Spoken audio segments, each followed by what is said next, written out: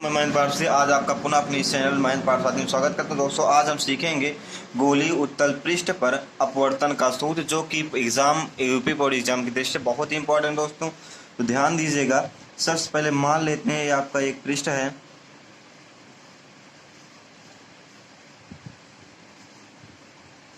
सबसे पहले हम फिगर बनाएंगे और उसके बाद आपको हम समझाएंगे। दोस्तों ये आपका इधर कांच है, क्या दोस्तों, मान लेते हैं इधर आपका गोलीय पृष्ठ कांच है और इधर आपका वायु है। ठीक, अब चित्र को विशेषतः आप लोग सीखें। ये आपका एक मुख्य अक्ष, दर्पण का ध्रुव P, आपका O ऑब्जेक्ट। अब दोस्तों ध्यान दीजिएगा, जब कोई प्रकाश की किरण, ये आपका उत्तल दर्पण का काम करेगा। दोस्तों ध्यान दीजिएगा ना, जब कोई प्रकाश की किरण किसी उत्तल दर्पण पर आपतित होता है। अब यहाँ एक बात ध्यान दीजिएगा कि आपका ऊपर इधर कौन सा माध्यम है दोस्तों, विरल माध्यम, अंदर सघन माध्यम, तो वह क्या होता है, अभिलंब की ओर झुक जाता है।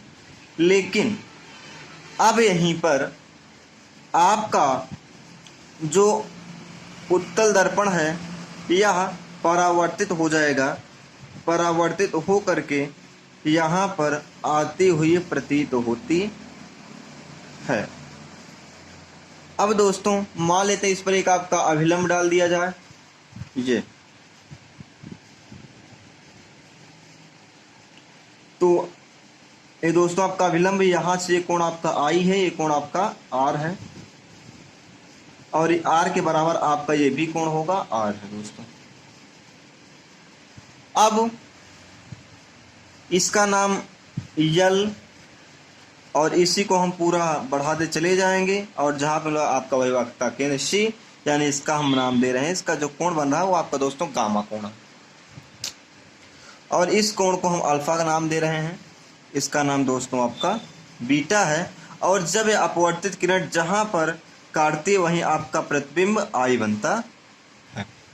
पुनः ध्यान दीजिएगा कि यह आपका एक वस्तु, इसको लिखने के बाद आपको समझा देंगे, समझ में अच्छा आएगा दोस्तों।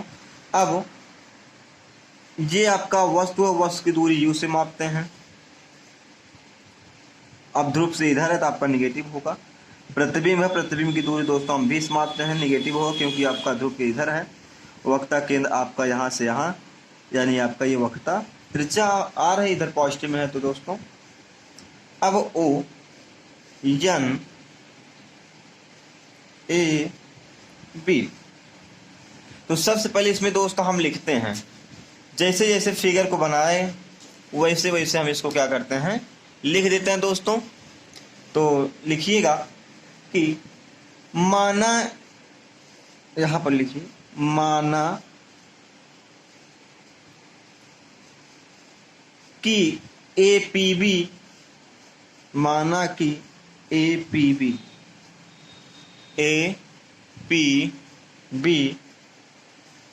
एक उत्तल गोलीय पृष्ठ है।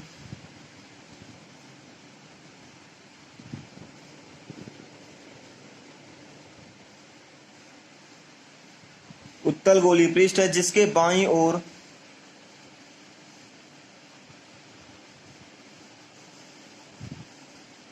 एक तरफ वायु तथा दूसरे तरफ कांच है। एक तरफ वायु, दूसरी तरफ दोस्तों क्या आपका कांच है की ओर माध्यम। ठीक है, अब इस पृष्ठ का ध्रुव, इस पृष्ठ का जो दोस्तों ध्रुव है, इस पृष्ठ का ध्रुव P, वक्रता केंद्र C, ध्रुव P, वक्रता केंद्र दोस्तों C तथा त्रिज्या R है। यहां तक बात समझ में आई होगी। अब इसके बाद ध्यान दीजिए, पृष्ठ के मुख्य अक्ष पर एक सूक्ष्म आकार की वस्तु, पृष्ठ के मुख्य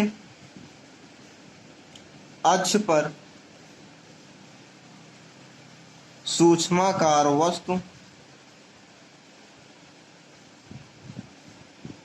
O, ये आपका मुख्य अक्ष है, इस पर O, जिसका प्रतिबिंब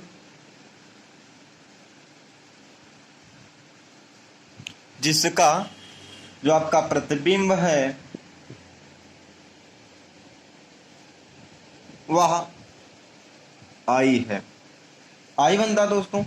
अब ध्यान दीजिएगा, वस्तु से चलने वाली जो OP किरण है वह पृष्ठ पर लंबवत टकराती है। ध्यान दीजिएगा कि जो आपकी किरण OP है, किरण OP यह आपका पृष्ठ पर लंबवत आपतित हो रही है। पृष्ठ पर लंबवत आपतित हो रही है। आपतित होने के पश्चात क्या होता है, जब कोई किरण लंबवत आपतित होती है किसी भी पृष्ठ पर, तब उसमें विचलन नहीं होता है और बिना विचलन हुए वह पुनः उसी माध्यम के में उसी साइड आपका PC के रूप में क्या हो रहा है दोस्तों, पुनः अपवर्तित हो जा रहा है। इसको हम लिखेंगे कि वस्तु से चलने वाली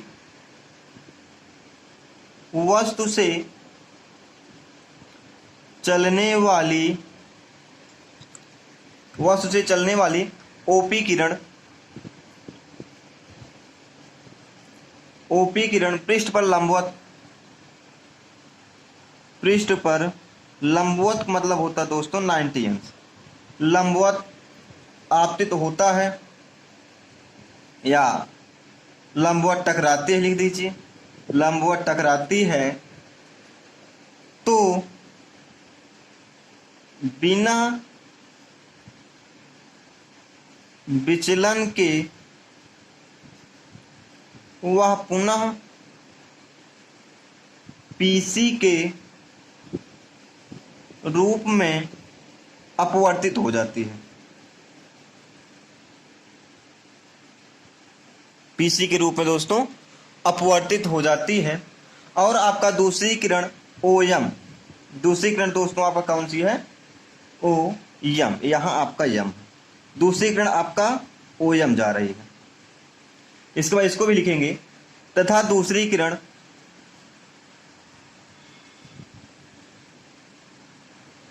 OM कोण I पर आपतित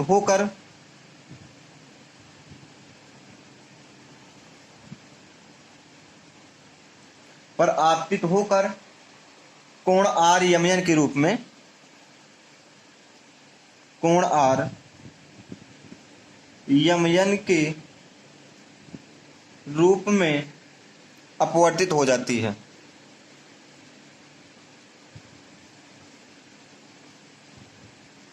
कहने मतलब ये दोस्तों, जब आपका OM है ये किरण यहाँ पर जाएगी तो अभिलंब से आपका I का कोण बनाएगी और पुनः टकराने के बाद क्या होता है, परावर्तित अपवर्तित होगी। अपवर्तित से आपका कोण R बनाते हुए पुनः वापस चली जाएगी।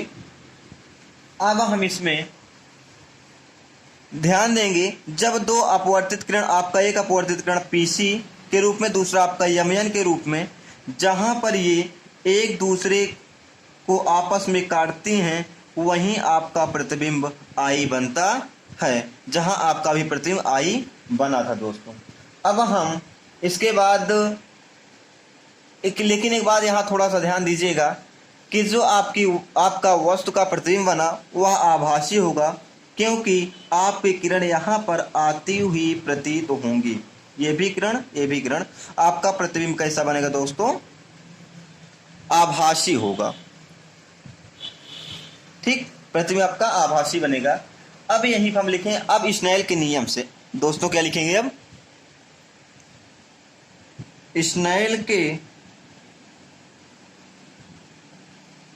नियम से। स्नेल का नियम क्या होता है दोस्तों, sin I upon sin R होगा। यानी कि लिख लेंगे, पहला माध्यम आपका वायु है, दूसरा आपका ग्लास है, तो इसको हम लिखेंगे दोस्तों ANG is equal sin I upon sin R होगा दोस्तों ना।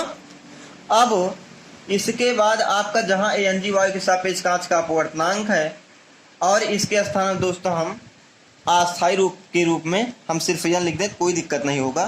तो यन बराबर आपका sine i upon sine r भी इसको लिखा जा सकता है। यदि आपका आई का, इसके बाद मान लेते हैं कि यदि आई और आर छोटे हों तो इस कंडीशन में साइन आई लगभग आई के और साइन आर लगभग आर के बराबर हो जाते हैं दोस्तों। जैसे आप इसके पहले हम बताए थे आपका टेन थीटा आपका लगभग थीटा के बराबर था, तो आपका वहाँ पर थीटा हुआ था। इसके पहले हम आपको बताए थे इसके पहले वाले वीडियो में, अगर प्रॉब्लम हो तो वहाँ से आप देख सकते हैं।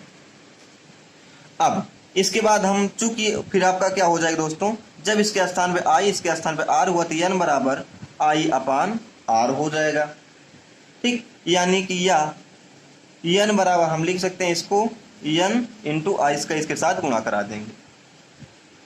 अब हम लेंगे चित्र, यानी कि त्रिभुज यम ओ सी से, त्रिभुज यम ओ सी से, ये वाला त्रिभुज दोस्तों, यहां से ये वाला त्रिभुज जब हम लेंगे, इस कंडीशन में जो आपका आई है आपतन कोण आई, ये कोण या ये कोण जो आपका आई बना है, आई कोण, वह अल्फा और प्लस गामा के बराबर होगा। इसको मानेंगे समीकरण 1, इसको मानेंगे समीकरण 2।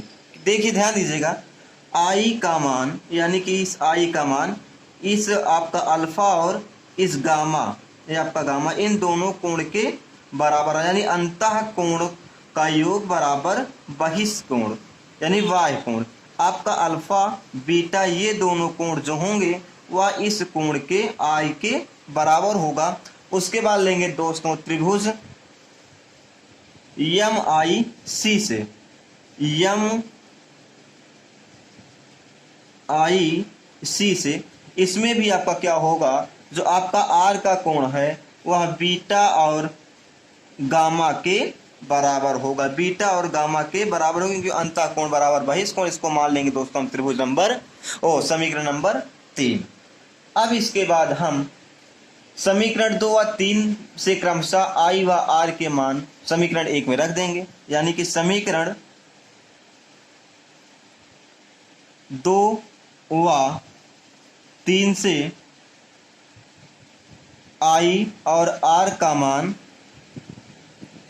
ठीक, आई और आर का मान क्या करेंगे समीकरण 1 में रखने पर। अब समीकरण 1 में जब मान रखेंगे दोस्तों, सॉरी यहाँ पर आपका आई होगा, क्योंकि आई से गुणा होगा, यहाँ पर आई होगा। आई का मान निकाले हो alpha plus gamma is equal n, और यहाँ पर आप गामा आर का मान निकाले हो बीटा प्लस गामा। अब इसके बाद यदि बिंदु यम मुख्य अक्ष के अधिक दूर नहीं है, तो यदि जो आपका बिंदु यम है या इससे बहुत ही नज़दीक मान लें, इससे क्या करते हैं दोस्तों, बहुत ही अगर नज़दीक मान लेते हैं, इसका नाम P है। यदि आपका ये बिंदु इस ध्रुव के बहुत नज़दीक होगा तो इस कंडीशन में आपका तो अल्फा बीटा गामा का मान बहुत छोटा होगा। अब यदि अल्फा, अतः इसके बाद हम निकालेंगे अतः टेन अल्फा, यानी alpha is equal to tan alpha, क्योंकि कम मान निकालने के लिए हमेशा दोस्तों हम टेन का प्रयोग करेंगे। तो टेन अल्फा बराबर क्या होगा M P upon O P, क्योंकि आपको लाल बटे कक्का यानी कि लंब बटे आधार, तो लंब आपका क्या है दोस्तों यम इंटू पी, और आधार आपका क्या हो जाएगा ओ पी, आपका यही तो है, ये आपका त्रिभुज में M P upon O P ये हो गया, जिसको हम लिखेंगे यम पी, और ये आपकी वस्तु की दूरी है, ओ पी आपकी क्या है दोस्तों ओ पी वस्तु की दूरी, इसको माइनस यू लिख देंगे। अब दूसरा आपका बीटा का मान निकालेंगे। अब टेन बीटा इक्वल टू भी आपका ये त्रिभुज होगा। इसमें आपका वही कंडीशन कि M P upon I P हो जाएगा, M P upon I P. I P दोस्तों आपके वस्तु की दूरी है, इसको हम लिख देंगे एम पी अपान माइनस भी। अब इसके बाद गामा का मान निकालेंगे, टेन गामा, इसका भी वही हो जाएगा M P upon C P. अब सी पी का मान दोस्तों आपका आर है। अब समीकरण 4 में जो दोस्तों ये आपका समीकरण आया था, इस समीकरण 4 था। समीकरण 4 में अल्फा बीटा का मान रखने पर, अल्फा बीटा गामा का मान रखने पर, जब इसका दोस्तों हम मान रखेंगे तो इस कंडीशन में तो अल्फा के स्थान पर क्या होगा आपका M P upon r plus M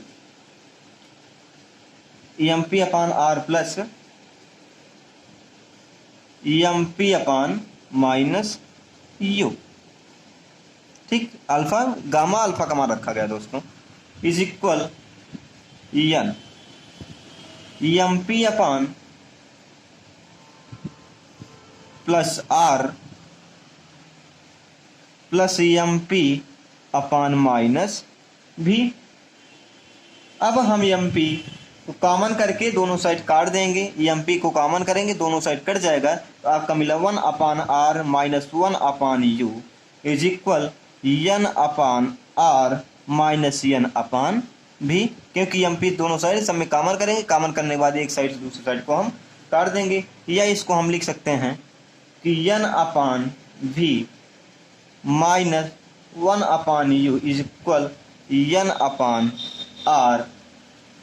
ठीक, बराबर इसको भी लिख सकते हैं, या इसको और आगे लिखना होगा तो हम लिख सकते हैं इसको -1 अपान आर या एन -1 अपान आर। इसको इस तरह हम भी, यानी कि इसके स्थान पर यू भी हम, क्योंकि एन आपका कॉमन करके लिखा जा सकता है। अब पुनः एन के स्थान पर ए एन जी रख देंगे। तो आपका क्या होगा, एन के स्थान पर एन जी रखेंगे तो क्या होगा दोस्तों, एन के स्थान पर एन जी रखेंगे तो यही आपका समीकरण होगा दोस्तों। तो आपका हो जाएगा ए एन जी अपान भी, ए एन जी अपान भी -1 अपान यू। एन अपान भी के स्थान पे एन का मान रखेंगे और -1 अपान यू इज इक्वल। अब आपका ये मान निकला, क्योंकि इसके बराबर आपका ये है, तो इसके बराबर A N G -1 upon are. ध्यान दीजिएगा कि एन अपान भी -1 अपान यू के बराबर है n upon are minus 1 upon r, या इसको भी लिख सकते हैं या एन -r अपान आर। ठीक, एन माइनस भी -1 अपान यू बराबर एन -1 अपान आर। इसी दोनों एन के स्थान पर हम ए एन जी का मान रखेंगे, तो यही आपका उत्तल पृष्ठ पर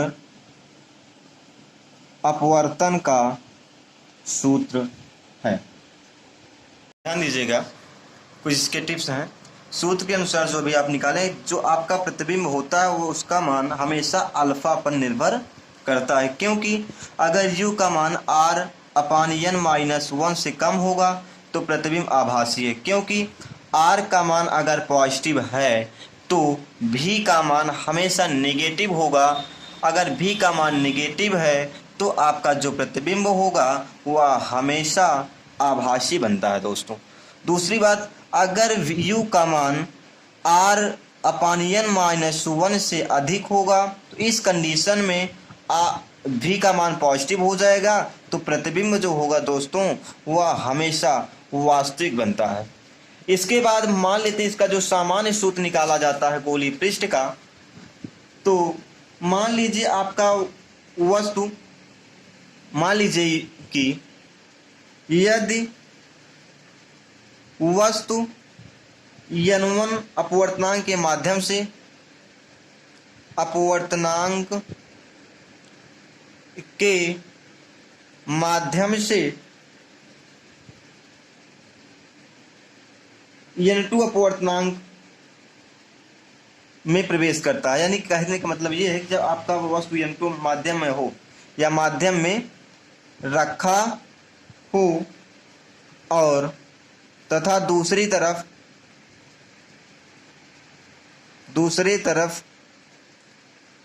n2 माध्यम हो, तो इस कंडीशन में दोस्तों जो आपका पदार्थ गोलीय पृष्ठ पर पदार्थ का अपवर्तनांक होगा 1n2 is equal n2 upon n1 होगा।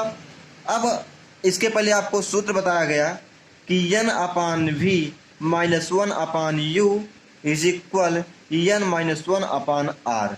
इसी से हम क्या करेंगे, n के स्थान पर लिख देंगे, अपवर्तनांक है क्योंकि n1 2 upon v minus 1 upon u is equal 1n2 minus 1 upon r। अब क्या करेंगे, चूंकि हम n12 को n2 अपान n1 लिख सकते हैं दोस्तों, तब हम क्या होगा, जब हम इसके स्थान पर इसको रखेंगे तब आपका जो आएगा मान वह n2 अपान n1 भी 1 अपान u, n2 minus n1 minus 1 अपान r होगा। अब हम इसको लिख सकते हैं कि n2 माइनस n1, इसको हम यहाँ से यहाँ गुणा कराने के बाद क्या लिखे, इसका इसके साथ गुणा करा देंगे तो n2 माइनस n1 अपान n1 r।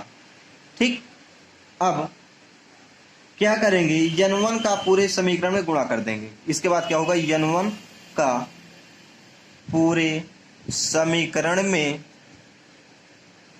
गुणा करने पर तो आपका क्या होगा दोस्तों, आपका समीकरण क्या है, n2 n1 भी minus 1 upon u is equal n2 minus n1 upon n1 और इस समीकरण में जब हम n1 से गुणा कराएंगे तो जो आपका मान होगा दोस्तों वह,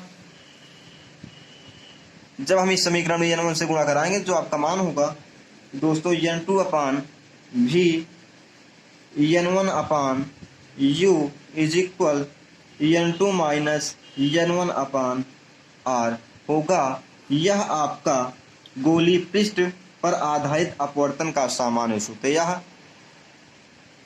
गोलीय पृष्ठ पर आधारित अपवर्तन का सामान्य सूत्र है।